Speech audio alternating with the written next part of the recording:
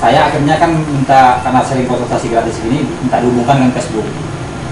Jadi setiap orang klik dengan Facebook saya juga ada namanya Grosir Pelaku, langsung link ke sini. Jadi setiap orang klik di Facebook langsung ke Grosir Pelaku. Jadi kan dia akan terlihat kan tokonya ini produknya apa aja kan.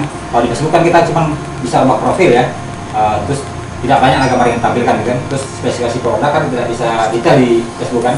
Kalau sini kan kita bisa bikin artikelnya kan. Jadi setelah berjalan lama ya, alhamdulillah sering bertanya ke Pak Mupot, ke Pak Hambari, ke Pak Jamal.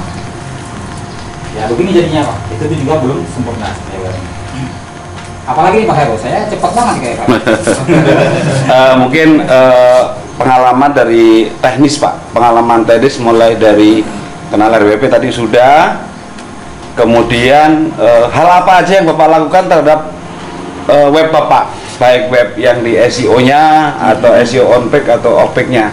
Jadi kaitan dengan mungkin kata kunci dan pengalaman Bapak lah dalam memaintain web dan memaintain webnya sendiri, on-page-nya dan off-page-nya memaintain ini Pak, pelanggan atau mungkin reseller Pak. Oh iya iya.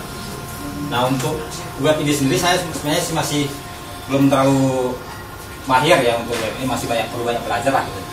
Untuk memaintain web, cuman yang saya lakukan karena saya ini berjualan, kita jualan online, saya banyakkan Facebook Pak. Di Facebook dikonekkan ke web. Nah kalau ada pertanyaan dari Facebook, terutama untuk reseller ya kan, atau orang baru beli atau orang baru kenal produk kita, memang harus rajin ya. Pertama kan kita meninggalkan jejak web ya kan, nama web kita, kemudian PIN BB kita, kalau kita PIN BB kan SMS. Nah pengalaman saya pribadi, kalau kata Pak Heru tadi, Pak boleh ceritakan kalau untuk memaintain pelanggan, memang banyak suka dukanya juga Pak ya.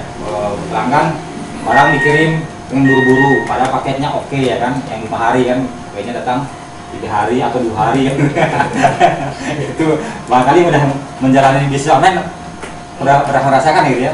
Nah cuman bagi kita sih, kita bikin kata-kata bijak aja supaya pertama kita minta maaf ya kan, supaya repeat order dari pelanggan tersebut ada ya kan. Kita kan mungkin pengennya sekali doang, kita sekarang punya reseller 50 cuman tapi sekali semua kan nggak enak juga Pak ya. Nah jadi kalau kita punya resellernya 50, ada repeat ordernya sekali 2 hari, ya insya Allah sih omset kita jadi gede kan Pak ya. Kalau sekali doang ya dia bosan sama kita, karena kata-kata itu juga kan senjata yang baik itu untuk memupuk pelanggan, yang membuat pelanggan itu loyal kan gitu kan. Memang saya juga harus banyak belajar nih masalah kata-kata gitu. Cepat banget nih Pak Heru. Pak, Ya silakan bertanya aja Pak. Tanya jawab aja Pak. Saya Pak. Mungkin dari mana? Sama dengan saya. Saya punya cuma laptop, pabriknya nggak punya kan. Iya. Pokoknya dijual kan banyak sekali nih. Tadi bilang reseller yang banyak itu. Nah ini tolong diceritakan. Reseller Pak. Cari suppliernya. Oh iya. Cari supplier terus kemudian. Ya. Nah kalau saya kebetulan kan produk saya kan tas etnik ya. Nah yang Bapak sambil berdiri Pak, biar supaya kelihatan ganteng Pak, kayak saya Pak. Ada saingannya Pak ya. Ngambilnya ke satu tempat aja. yang produknya? Oh enggak, macam-macam. Itu pun orang belanja ecer yang nilainya juga nggak gede, kan 500.000, 300.000, ya kan, 100.000, ya kan. Yang banyak tuh, nah itu ajaibnya bisa online. Kayak bagi teman-teman di sahabat-sahabat yang ada di sini, ayo kita mulai bisnis online, karena pasarnya nggak terbatas Pak. Saya nggak nyangka kalau saya ngirim ke Aceh kan, saya nggak nyangka kalau saya ngirim ke Medan. Saya ngirim ke Medan bisa sekali kirim 7.600.000 Pak. Orang beli 1 dus saja, 100 biji, 90 biji itu. Batasnya minimal pesannya. Oh enggak, terserah dia pesan Pak. Satu juga dilayani. Satu juga dilayani. Pak, ini kan yang saya tahu bisnis tas Motomula Modifly ini kan udah banyak banget. Iya. Bapak mengatasi rasa khawatir dengan banyaknya saingan itu kayak mana? Satu, yang kedua bisa jadi distributor eksekutif tuh gimana sih perjuangannya? Kadang kan orang susah ya nyari. Ya, nah itu dia Mbak. Kalau makasih Mbak ya pertanyaannya. Itu juga untuk menjadi distributor eksekutif itu berliku-liku. Untuk mendapatkan kontak person dari pabrik itu susah, Pak. Susah, saya ngalamin susah. Sebulan nggak dapat, 2 bulan nggak dapat. Nah, akhirnya kita cari terus. Ujung-ujung kadang-kadang karena web ini kadang-kadang udah banyak dikunjungi, ya kan? Saya kan makanya kita harus berani belajar SEO-nya itu. Semakin banyak web kita dikunjungi, akhirnya kan produsen tas datang mengunjungi kita, web kita. Oh, web ini kayaknya banyak dikunjungi ini. Dari mana-mana kan? Akhirnya cari kontak di dalam web kan ada kontak person kita kan. Nah, akhirnya mereka yang kontak. Banyak kan gitu. Pak, udah jual tas halus belum, Pak? Oh, belum. Bapak mau nggak jadi dek saya, gitu kan? Kebetulan tempat di sana belum ada, ya, gitu kan? Nah, gitu. Syaratnya apa? Kalau udah begitu, kita bisa nego karena mereka yang nawarin, ya kan? Nah, gitu. Kita bisa nego. Bargainingnya ada di kita kan, gitu kan ya? Tapi kalau kita yang nyari-nyari, susah, ya kan? Banyak syarat dari mereka. Beginilah, begitulah kan, gitu kan? Di sana udah ada lah, di sana udah ada, nggak bisa berdekatan, ya kan? Nah, itu.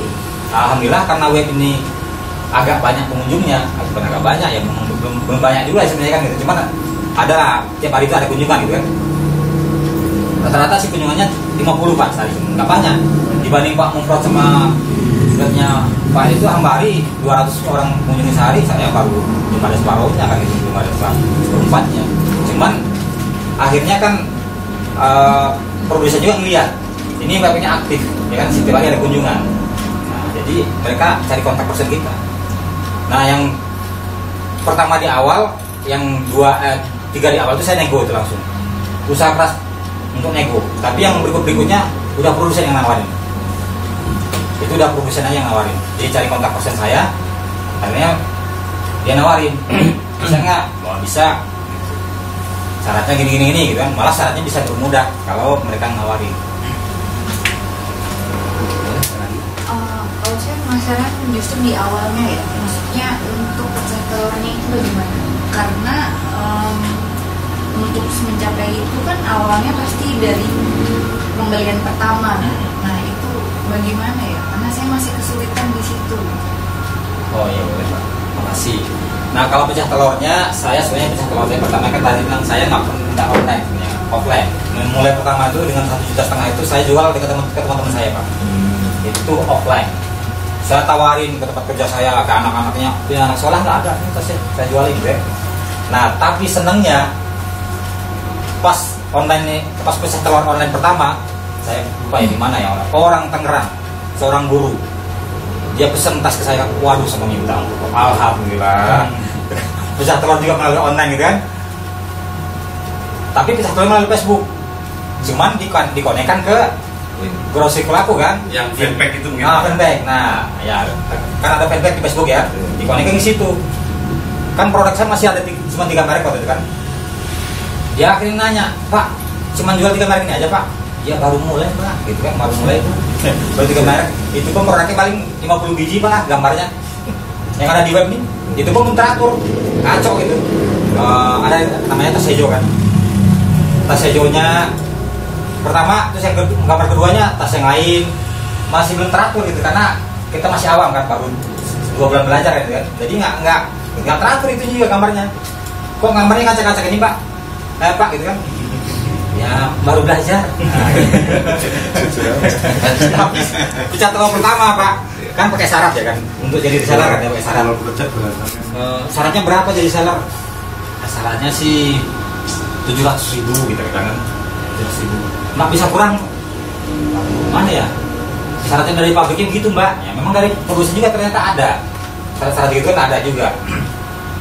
Syarat minimum dia kasih produsen, bukan syarat maksimum kan, syarat minimum segini kan. Nego karena produsen katanya sahabat konsultasi produsen, boleh nggak 500.000? Oh silahkan aja, nggak apa-apa. Akhirnya saya kasih untuk harga itu kan 500.000, dia mau.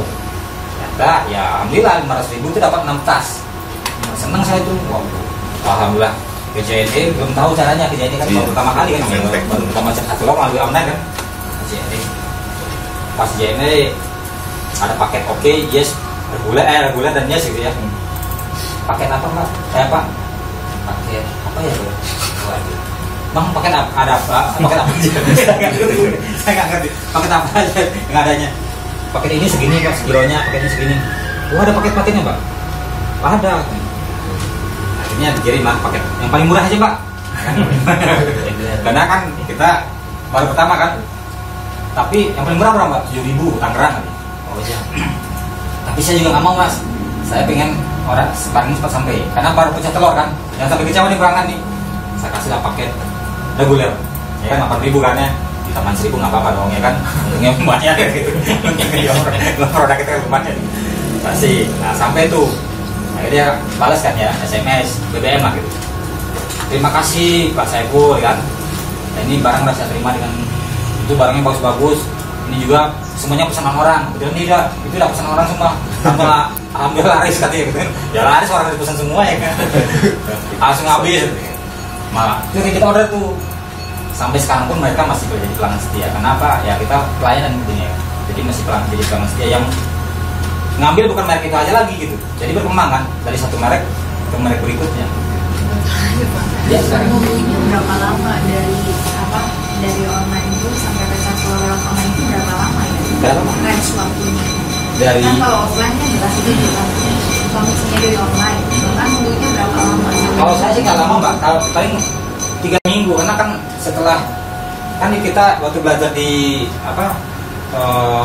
bimbel nyantri itu kan, kita kan diajarkan juga Facebook sedikit di hari terakhir kan. Nah kebetulan saya udah punya Facebook kan, Facebook saya kan itu foto-foto rasis doang kan gitu. Banyak kan foto sana foto sini kan gitu, yang dipajang itu mulu kan gitu ya.